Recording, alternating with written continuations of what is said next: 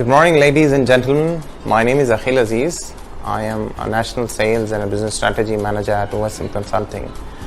And in today's video, I'm going to talk about the comparison between study in India or study abroad. Well, broadly, there are three factors that if we understand them better, it will help us make an informed decision whether it is ideal to study in India or study abroad.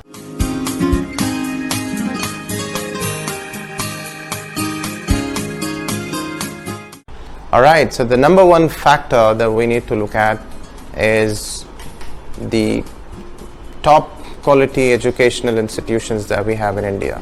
So according to a report, we have about 50 plus amazing or top quality education institutions in India, versus every year we have 1 crore people approximately reaching the age 18.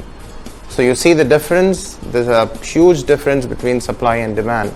So how many people or students you think will be able to get the admission in those top colleges or the universities, right? So that's something that we got to think about.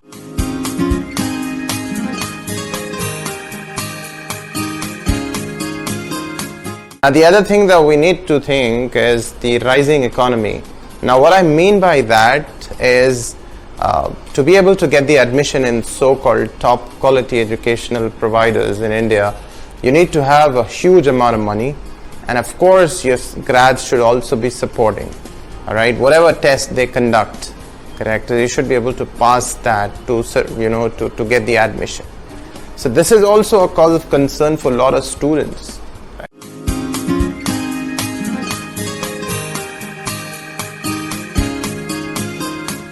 And then thirdly is the assessment pattern.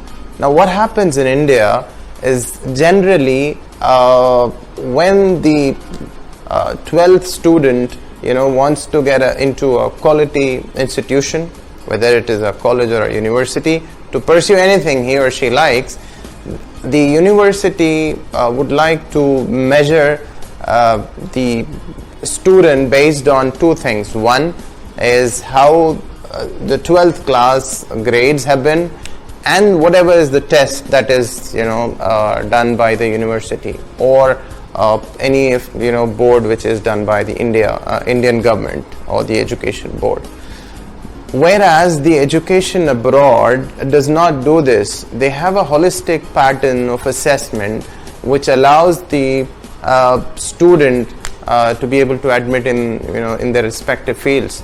So for example, let's say any student who just fell sick before a test that he should take to be able to prove that he can get the admission into top college or a university in India, and there was some situation at home that he was not able to focus, so he loses the opportunity, though he has the passion, the ability, but yes, because the time was not right, correct, and he lost the opportunity. But on the other hand, what happens in the West or abroad is that they look at the holistic picture.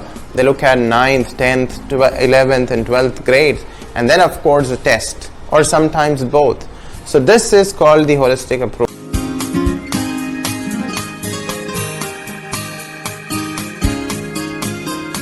So there are three things that help us understand that we should focus on study in India, or it's time to study abroad. So thank you so much for your time. If you are willing to know more about the study abroad programs, I would appreciate if you could walk into OSM Consulting or give us a call, and we will be glad to assist you. You have a great day.